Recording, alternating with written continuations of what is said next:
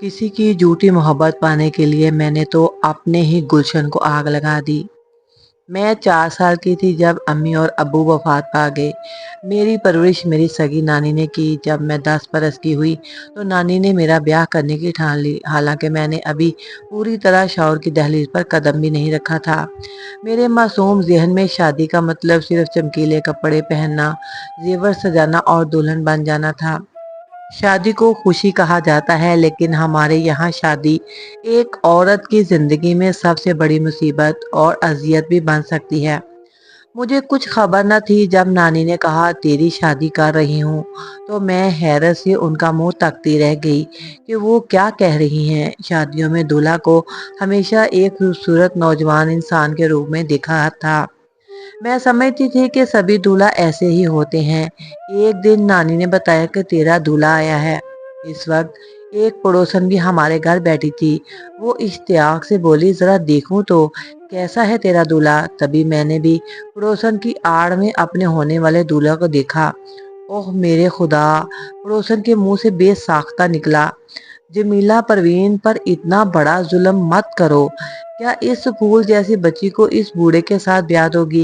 ये तो उम्र में उसके बाप से भी बड़ा लगता है। किसी और के कसूर की सजा तुम इस बच्ची को क्यों दे रही हो? अगर ये तुम पर बोझ है तो मुझे दे दो, मैं इसका खर्च उठा लूंगी। रिश्ता तो जोड़ का ढूंढना चाहिए था। नानी ने सख्त लहजे में जवाब दिया कि तुम्हें क्या पता, जब सर पर मर्द ना हो तो जवान बच्ची को घर में किस कदर रखवाली करनी पड़ती है। नानी की ये बात सुनकर पड़ोसन खामोशी से अपना सा मुंह लेकर चली गई। मगर मुझे तो हालात की संगीनी का कुछ अंदाजा ही न था, क्योंकि मैं अभी कमसिन थी। मेरी तो उम्र थी कि मैं खेलूं, हंसूं, खूब खाऊं पीऊं, गुड़िया गुड्डे से बहलूं। मगर नानी ने तो वो जुल्म किया जिसके तसव्वुर से ही लड़कियां काम जाती हैं। मैं सिर्फ 10 साल की उम्र में 60 साला मर्द की बीवी बना दी गई। इन दिनों की तफसील लिखना मेरे बस की बात नहीं, बल्कि इन्हीं याद ना करूं तो ही बेहतर है। ये वो स्याह दिन थे जिन्हें मेरी याददाश्त भी मिटा देना चाहती है। ये सितम ढाने वाली नानी सिर्फ 3 बरस मेरे साथ रही, और जब मैं 13 साल की उम्र में एक बच्चे की मां बन गई तो इसने मुकम्मल तौर पर इस बूढ़े के हवाले मुझे कर दिया और खुद अपने घर चली गई। अब शऊर आ चुका था कि जवानी क्या होती है और इसके क्या अरमान होते हैं। मेरा शौहर, जो मुझसे उम्र में बहुत बड़ा था, नहायत बदमिजाज इंसान था। कभी कभार तो मोहब्बत से पेश आता, लेकिन अक्सर मेरी मामूली गलतियों पर सख्त सर्जिश करता। तब मैं अपने वालिदैन को याद करके घंटों रोती रहती। वो वालिदैन जो मुझसे बहुत मोहब्बत करते थे और मेरी ज़रा सी तकलीफ पर तड़प उठते थे। जब मेरे शौहर मलक ने देखा कि ये बच्ची ना खुद को संभाल सकती है और ना ही अपने बच्चे को, तो वो नानी से इसरार करने लगा कि वो आकर हमारे साथ रहे। नानी को भी यही मंजूर था, इसलिए वो फौरन हमारे घर आ गए। मगर उनके साथ रहने से मेरी मुश्किलात कम होने की बजाय और बढ़ गईं। मेरी शादी के बाद नानी के रवैये में बहुत तब्दीली आ गई थी। अब वो नानी कम और सास ज्यादा लगती थी। शोहर अगर मुझ पर जुल्म करता तो नानी बजाय कुछ कहने के उल्टा उसी का साथ देती और मुझे बुरा भला कहती। यहाँ तक कि मेरे शोहर के सामने मुझे जलील करके रख देती। इनके इस रवैये से मलक को और शय मिलती और वो मजीद मेरी तौहीन करने लगा। नानी गोया सास से भी बढ़कर जुल्म करने लगी थी। मैं बयान नहीं कर सकती कि मेरे दिल में कितने दर्द, कितना गम, कितना छुपा हुआ है। मैं बेसहारा थी और इस जालिम नानी के सिवा दुनिया में मेरा कोई और था ही नहीं। शायद नानी का ये सलूक इसलिए था कि मैं दबी रहूं और मेरा घर बसा रहे, या शायद इसलिए कि मलक एक खुशहाल आदमी था और नानी जब भी इससे अपनी जरूरत के लिए रकम मांगती वो फौरन पूरी कर देता। नानी को और क्या चाहिए था? उन्हें तो अपनी जिंदगी गुजारनी थी, क्योंकि उनके पास कोई दूसरा सहारा न था। नानी मुझे घर से बाहर कदम रखने की इजाजत तक न देती थी। मैं पास पड़ोस में भी नहीं जा सकती थी। दिल की बात किसी से कह नहीं सकती थी, और हर जुल्म, हर ज्यादती चुप چاپ سہتی رہتی تھی اور تنہائی میں روتی رہتی تھی۔ اللہ سے گڑ گڑا کر دعائیں مانگتی تھی کہ اے رب، یا تو ان دونوں کے دلوں میں میرے لیے رحم ڈال دے یا پھر مجھے ملک اور نانی دونوں کے ظلم سے نجات دے دے۔ خیر وقت کے ساتھ ساتھ میں ذہنی مریضہ بنتی جا رہی تھی۔ خود پر اس عمر میں جبر آسان نہیں ہوتا۔ بیٹھے بیٹھے دل میں عجیب و غریب وسوسے آنے لگتے۔ کبھی لگتا کہ کہیں گھر کی چھت مجھ پر نہ گر پڑے، کبھی ڈر لگتا کہ زلزلہ نہ آ جائے۔ امنگیں جنم لیتی اور اسی لمحے دل میں دفن ہو جاتی۔ پھر میرے شوہر کو بھی احساس ہونے لگا کہ مجھ پر ظلم ہوا ہے اور اب اس کا ازالہ ہونا چاہیے۔ تبھی اس کے رویے میں تبدیلی آنے لگی۔ وہ میرا زیادہ خیال رکھنے لگا، مجھ سے محبت سے پیش آنے لگا اور اب نانی کو بھی اس کی زیادتیوں پر ٹوکنے لگا۔ کہتا، اماں تم چپ رہو، میری بیوی کو ڈانٹنے ڈپٹنے کی ضرورت نہیں ہے۔ اب وہ میرے لیے پھل فروٹ، کھانے پینے کی اشیاء، جوڑے، میک اپ وغیرہ کا سامان لے کر آتا، غرض ہر طرح کی آرام و آسائش سے مہیا کرنے لگا۔ مگر میرا دل اس کی طرف کبھی مائل نہ ہو سکا۔ میرے دل میں اپنے ہم عمر جیون ساتھی کی آرزو رہنے لگی، جو میرے جیسا ہو، مجھ سے محبت سے بات کرے اور ہم زندگی کا لطف لے سکیں۔ وقت گزرتے دیر نہیں لگتی، یوں میں 2 بچوں کی ماں بن گئی۔ ممتا ایک عظیم جذبہ ہے، بچوں نے مجھے دیوانہ بنا لیا۔ میں ہر دم ان کے پیار میں ڈوبی رہتی۔ وقت کے ساتھ ساتھ غموں اور زیادتیوں کو بھلا کر بچوں کی معصوم شرارتوں سے دل بہلانے لگی۔ ان کی باتیں، ہنسی، ضدیں مجھے ہنسا دیتی، گدگدا دیتی۔ یوں زندگی ایک ڈگر پر رواں دواں ہو گئی۔ اچانک اچھی بھلی زندگی میں نانی کی نادانی سے بھونچال آ گیا۔ ہوا یوں کہ جانے کیسے نانی کو یہ خیال آ گیا کہ گھر بدلنا چاہیے۔ وہ کہنے لگی کہ یہ گھر چھوٹا ہے۔ اس نے رات دن ملک کے کان کھانے شروع کر دیے۔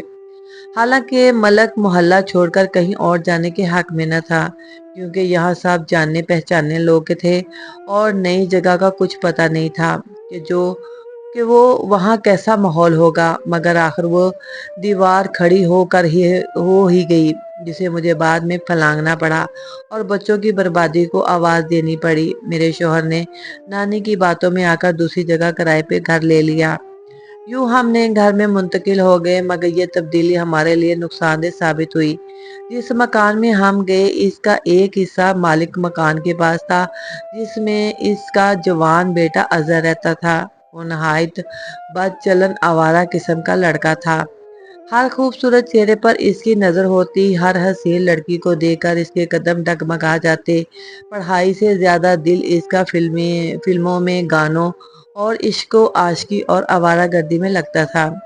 ایک دن جب میں صحن میں کوئی کام کر رہی تھی، اظہر نے اپنی بالائی منزل کی کھڑکی سے مجھے دیکھ لیا۔ اس کے کمرے کی کھڑکی سے ہمارے صحن کا منظر صاف دکھائی دیتا تھا۔ مجھے دیکھ کر وہ مسحور ہو گیا، کیونکہ میں واقعی خوبصورت تھی۔ 2 بچوں کی ماں ہو کر بھی میں ایک دوشیزہ سی لگتی تھی۔ مجھے دیکھ کر کوئی یہ اندازہ نہیں لگا سکتا تھا کہ میں شادی شدہ ہوں اور 2 بچوں کی ماں ہوں۔ اظہر نے کھڑکی کھولی اور جب میں نے اوپر نگاہ کی تو اس نے ایک پھول صحن میں گرا دیا۔ بلا شبہ اظہر نہایت حسین و جمیل نوجوان تھا، تاہم میرے دل نے فوراً جھٹکا دیا۔ میں نے سوچا، میں 2 بچوں کی ماں ہوں، میرا شوہر چاہے بوڑھا ہے مگر میرا خیال تو رکھتا ہے، مجھ سے محبت تو کرتا ہے، نانی بھی اسی کی کمائی پر آرام کرتی ہے، مجھے اس قدر احسان فراموش نہیں ہونا چاہیے کہ اس کے ہوتے ہوئے کسی اور کی طرف توجہ دوں۔ یہ سوچ کر میں نے وہ پھول اٹھایا اور کوڑے میں ڈال دیا، تاکہ اظہر نا امید ہو جائے اور اگر دل میں کوئی برا خیال آیا بھی ہے تو وہ شرمندہ ہو کر توبہ کر لے۔ مگر وہ نا امید نہ ہوا۔ میری اس حرکت نے اس کے شوق آوارگی کو اور بڑھا دیا۔ اب اس نے یہ وتیرہ بنا لیا کہ جب میں صحن میں ہوتی اور نانی اندر کے کمرے میں اونگ رہی ہوتی تو وہ کھڑکی میں آ کر کھانستا اور ایک پھول صحن میں گرا دیتا، گفٹ باسکٹ وغیرہ بھی دیتا۔ میں بھی انسان تھی، آخر کب تک دامن بچاتی۔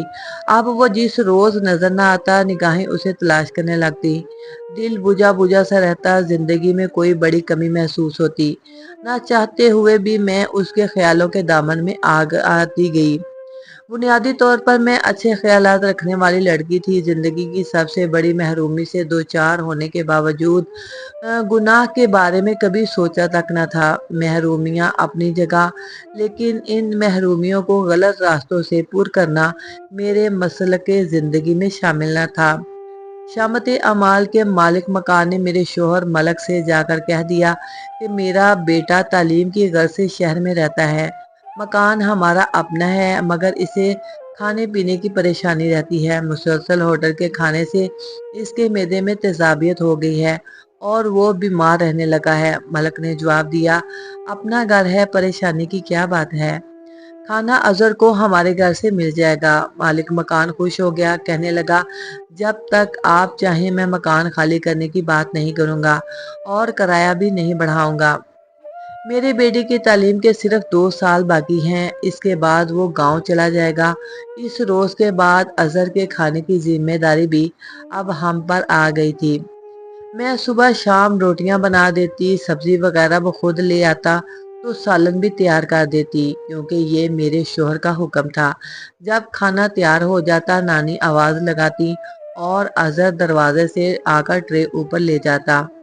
اسی طرح وہ روز برتن بھی دستک دے کر صحن کے فرش پر رکھ جاتا۔ یہ کھانا لینے دینے کا سلسلہ ایک وسیلہ بن گیا۔ شوہر کام پر چلے جاتے، نانی سو جاتی تو کھانا دینا میرا کام بن جاتا۔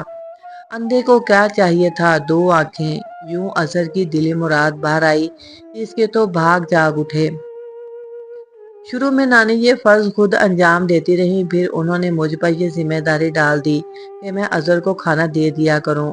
آگ اور کپاس کا کیا میل، وہ بد چلن لڑکا اور میں محرومیوں کی ماری ہوئی اس کی میٹھی میٹھی باتوں میں آ گئی، اور ایسا ہونا کچھ بعید بھی نہ تھا، کیونکہ میں خوبصورت اور جوان تھی۔ اظہر نے مجھے سوچنے کا موقع ہی نہ دیا۔ ایک دن اس نے نہایت چالاکی سے اپنے غلط خیالات کی طرف مجھے مائل کر لیا۔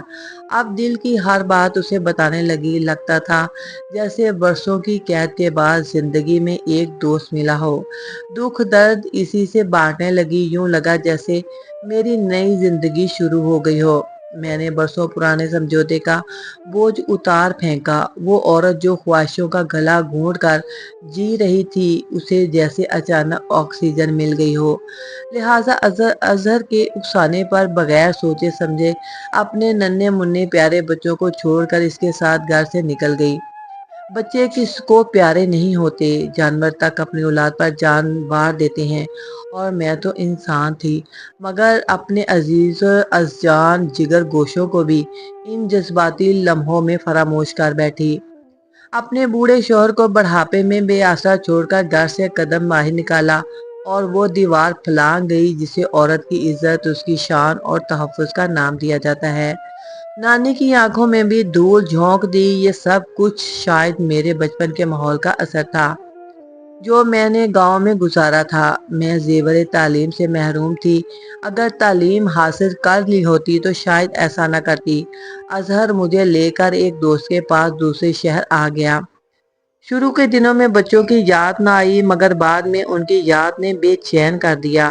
جب میں روتی تو اظہر کو کوفت ہوتی۔ آخرکار اس کے دوست نے پتہ کروایا تو یہ افسردہ خبر ملی کہ میرے بھاگ جانے کے صدمے نے میرے تو شوہر کی جان ہی لے لی۔ وہ یہ غم برداشت نہ کر سکا اور خالق حقیقی سے جا ملا۔ میں نے اظہر کی منت کی کہ مجھے واپس جانے دو، کیونکہ میرے بچے بے آسرا اور ویران ہو چکے ہیں۔ ان کا نانی کے سوا اس دنیا میں کوئی سہارا نہیں۔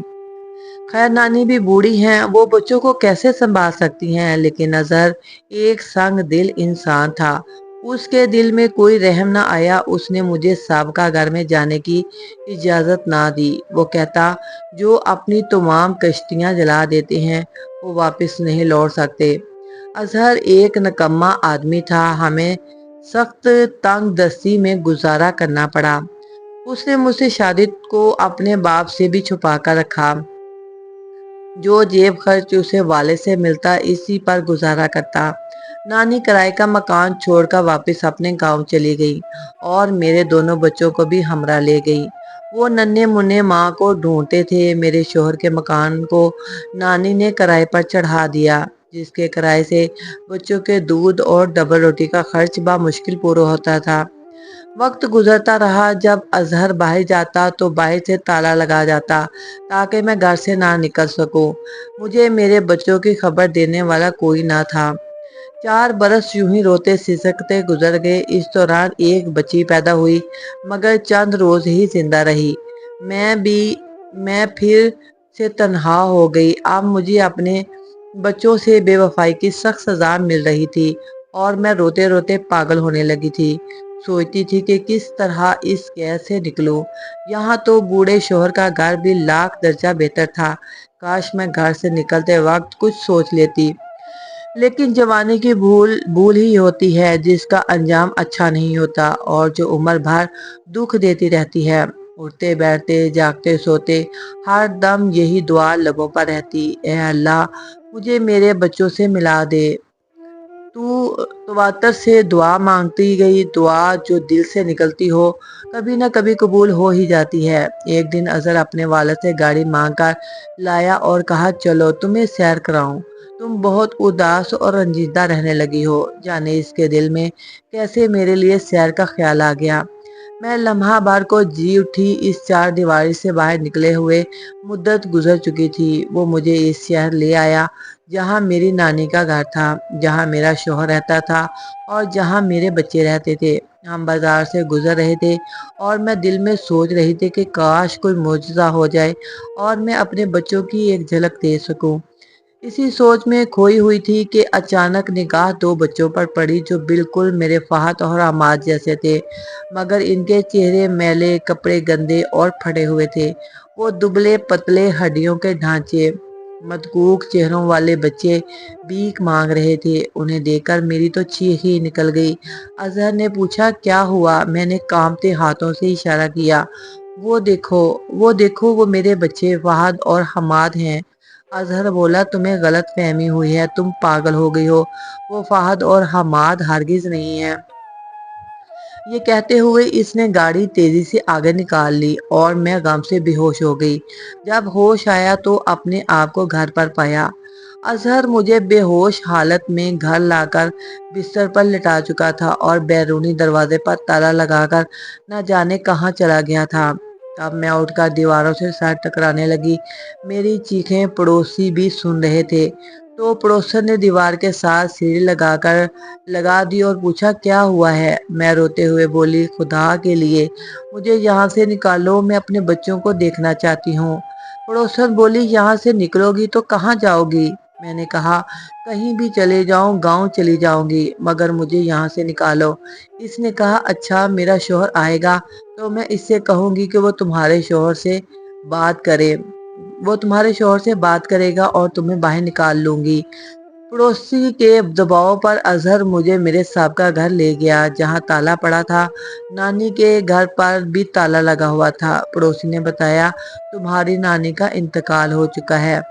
کچھ دن ہم نے تمہارے بچوں کو سنبھالا، لیکن ایک دن وہ ہمارے گھر سے چپکے سے نکل گئے اور پھر کبھی واپس نہ آئے۔ ہم نے بہت تلاش کیا مگر معلوم نہیں وہ کہاں چلے گئے۔ یہ کیسی خبر سن کر میرا تو دل ہی پھٹ گیا اور میرا دل ڈوب گیا۔ میں نے اپنی آنکھوں سے فہد اور حماد کو بھیک مانگتے دیکھا تھا۔ یقیناً وہ میرے ہی بچے تھے۔ میری ماں کی آنکھیں دھوکہ نہیں کھا سکتی۔ کاش اس ظالم اظہر نے وہاں گاڑی روک لی ہوتی، مجھے اس سے بات کرنے دیتا تو ہم انہیں اپنے ساتھ لے آتے۔